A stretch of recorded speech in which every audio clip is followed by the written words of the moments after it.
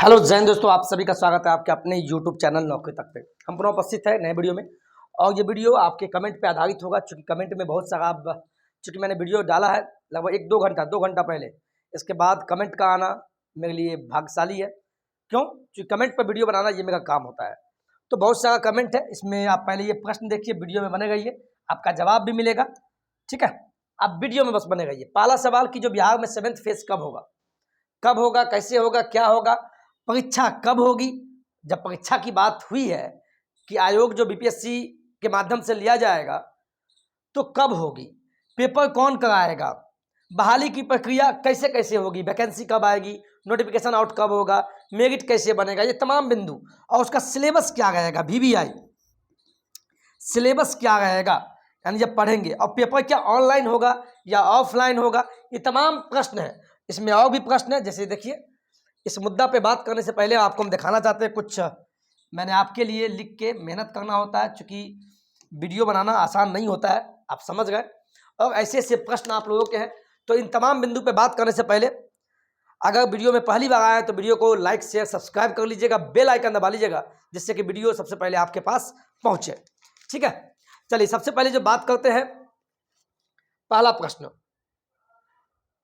कि बिहार में 7th phase की बहाली कब होगी। तो मैं कब का जवाब इतना ही आपको दूंगा।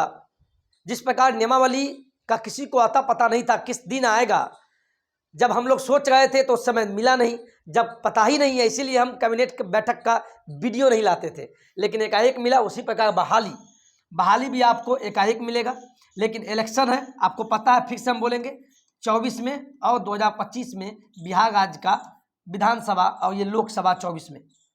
तो मैं आपको बता दूं, एक तरफ कॉमर्स वाले का जो एसटीटी पेपर 2 हुआ था वो भी 2 जगह का कैंसिल हुआ है, तो फिर एग्ज़ाम होगा, उसमें भी 1-1.5 महीना लग जाएगा, फिर रिजल्ट आएगा, है ना। अभी देखिए 10 अप्रैल ये आपको जाति जनगणना 2nd फेज स्टार्ट होगा, उसमें भी 1 महीना लगेगा।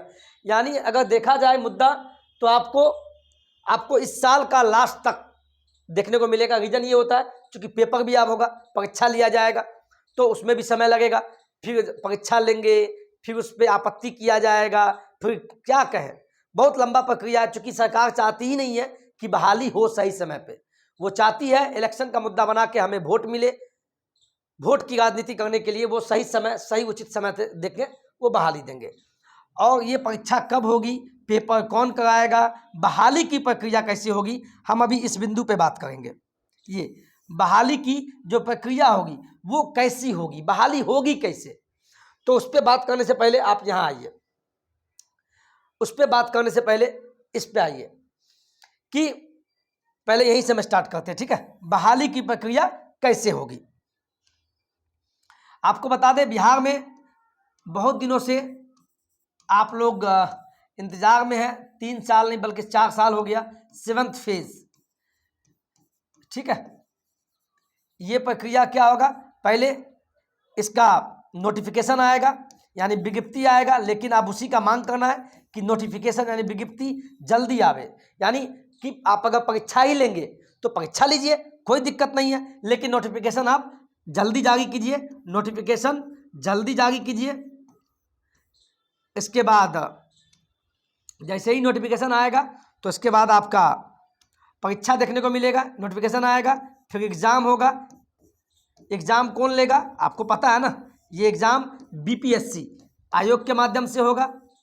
इसमें कौन बैठेंगे, जो ऑलरेडी पहले से सीटेट पास हैं या बीटेट पास हैं या एसटीटी पास हैं, जिस भी वर्ग के लिए। अब मान लीजिए 1 से लेकर 8वीं में बनना है तो उनको सीटेट बीटेट पास होना है। जो अगर माध्यमिक उच्च माध्यमिक में जाएंगे उनको एसटीटी पेपर 1 और पेपर 2 पास होना है। जब ये पास होगा तभी वो एग्ज़ाम में बैठेंगे, जो बीपीएससी लेगा उस एग्ज़ाम में पास होंगे।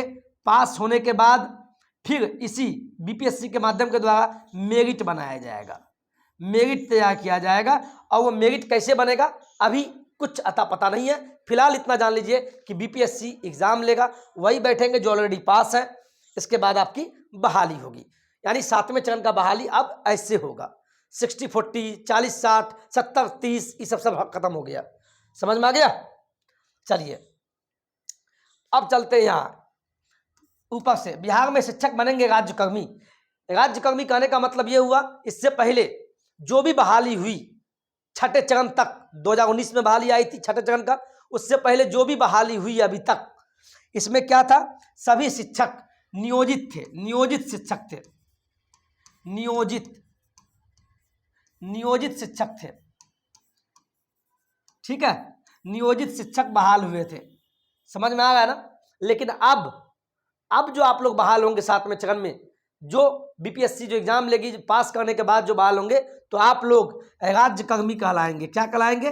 राज्यकर्मी। राज्यकर्मी का अपने में बहुत फायदा है, इसमें आपका अच्छा वेतन होगा। ये हम अभी अपने मन से बोल रहे हैं, ऐसा होगा ही।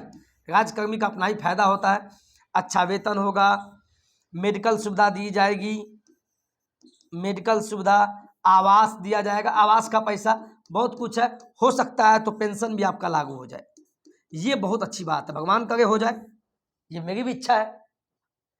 तो ये राज्यकर्मी को इतनी सुविधाएं मिलती है। तो आप कहिएगा जो ऑलरेडी पहले से है तो उनको क्या ये सब नहीं मिलेगा? बिल्कुल, उनको भी, नियोजित जो पहले से बहाल है, उनको भी एग्जाम देना होगा, वो भी एग्जाम देंगे। एग्जाम पास करने के बाद वो भी नियमित शिक्षक कहलाएंगे। उसके बाद उनको भी राज्यकर्मी का ओहदा दिया जाएगा, यानी पहले से ऑलरेडी पास है उनको भी एग्जाम देना होगा, ये जान लीजिए। और जो 7वें चरण में पहली बार बैठेंगे तो उनको तो एग्जाम देना है। तो पढ़ना स्टार्ट कर दीजिए, फिर बोलेंगे सिलेबस क्या है, मन में आएगा। तो अभी कुछ दिन वेट कर लीजिए, सब क्लियर हो जाएगा। सिलेबस क्या होगा, कैसे होगा, यह ना सिलेबस क्या होगा, ऑनलाइन होगा या ऑफलाइन? जहाँ तक मेरा सोच जाता है ऑनलाइन ही होगा, क्योंकि अभी STT पेपर 2 वाले का, कॉमर्स वाले का हुआ, वो भी ऑनलाइन हुआ, तो ऑनलाइन ही होगा शायद। और सिलेबस भी आपका जो होगा, जो भी आप सीटेट में पढ़े हैं या बीटेट पास किए हैं या STT का एग्जाम, तो STT वाले का STT से मिलता जुलता मिलेगा और सीटेट वाले का इनसे मिलता जुलता मिलेगा। अब बाद में उनमें रीजनिंग जुट जाए वो अलग बात है, वो हम भविष्य की बात भविष्य में बताएंगे। पेपर कौन कराएगा? यह है ना, पेपर आपको BPSC करवाएगा, बिहार पब्लिक सर्विस कमीशन, ये आपका एग्जाम लेगा। परीक्षा कब होगी? तो अभी इसमें समय है, समय लगेगा 5-6 महीना तो समय लग जाएगा। लेकिन सरकार से मांग करते हम भी, मेरे थ्रू, कि अगर एग्जाम लेते हैं तो बच्चे को कम से कम 4 से 5 महीने का समय दीजिए। यानी आप एग्जाम में तो ऐसे नहीं बैठ जाएंगे, जब BPSC लेगा तो लेवल बढ़ जाता है। तो इसका मतलब है कि बहाली में लेट होना तय है, हो सकता है 24 में चला जाए या 25 चला जाए, यानी अब बहाली में लेट लगेगा। भले अगर बहाली जल्दी लेते भी हैं तो फिर एग्जाम देने में आपको समय कम मिलेगा, तो आप समझ ही गए, 1-2 नंबर से कहीं फेल हो गए तो फिर दिक्कत है। आपको 3 बार ही मौका मिलेगा, यानी आप 3 ही बार BPSC जो एग्जाम लेगा शिक्षक बहाली को लेके, तो 3 ही बार मौका मिलेगा। पहली बार पास नहीं हुए तो दूसरी बार बैठिए, दूसरी बार नहीं तो तीसरी बार बैठिए, और तीसरी बार नहीं हुए तो जीवन में आप शिक्षक नहीं बन पाएंगे। इसीलिए जल्दीबाजी नहीं करना है। हाँ, अगर एग्जाम लेना है तो समय देना होगा, सरकार को हम यही कहना चाहेंगे। पेपर कौन, BPSC कब होगी, इसमें समय लगेगा। बहाली की प्रक्रिया समझ चुके हैं, सिलेबस क्या रहेगा वो हम बता देंगे। लेकिन ऑनलाइन या ऑफलाइन, हमें लगता है ऑनलाइन ही होगा, क्योंकि सरकार भी चाहती है कि ज़्यादा हम फंसे नहीं, तो ऑनलाइन ही होगा। राज्यकर्मी का दर्जा होगा, भर्ती के लिए पास करनी होगी BPSC, बिल्कुल सही, यानी BPSC लेगा। और सीटेट, बीटेट, एस्टेट उत्तीर्ण ही इस परीक्षा में बैठ सकेंगे। कौन परीक्षा में? जो बिहार के द्वारा जो परीक्षा लिया जाएगा उसमें वही साथी बैठ पाएंगे जो ऑलरेडी पास है। यानी शिक्षक बहाली, यानी शिक्षक बनना अब कठिन हो गया है, और जो भी शिक्षक आएंगे वो well and educated, highly educated अब होंगे। आप लोग अब भी समय है, चिंता नहीं करना है, अब भी से ही कुछ पढ़ते रहिए, ठीक है, हमसे जुटे रहिए, हम बताते रहेंगे। सभी को मिलेगा अधिकतम 3 मौका, यानी 3 बार में आपको पास करना है। 3 बार में पास नहीं हुए, यानी जो BPSC के द्वारा जो एग्जाम लिया जाएगा शिक्षक बहाली को, तो उसके बाद कभी नहीं बन पाएंगे। बहाली की प्रक्रिया क्या होगी, कैसे होगी, ये मैंने आपको बता दिया। और महिला को 50% आरक्षण दिया गया, जान लीजिए, 50% आरक्षण दिया गया है। आप या 1 to 5 में, 6 to 8 में, या 9वीं से लेकर 12वीं में 50% का आरक्षण है। महिला के लिए बल्ले बल्ले है, समझ गए ना आप। और उम्र सीमा तो पता ही है, उस पर भी हम वीडियो लाएंगे, कमेंट कीजिएगा आप, बिल्कुल वीडियो लाएंगे। और फिर बोलेंगे सर 21-23 वाले का क्या होगा, 22-24 का, इस पर भी हम डिस्कशन करके वीडियो लाने का प्रयास करेंगे। तो ये भर्ती प्रक्रिया के बारे में आपको बताया, जिस पर अधिकतम आपका था कि सर कैसे क्या होगा, सर हम कन्फ्यूज हो गए, तो हम कमेंट पर आधारित वीडियो लाने का प्रयास किए हैं। आज की वीडियो में इतना ही। जय हिंद, जय भारत।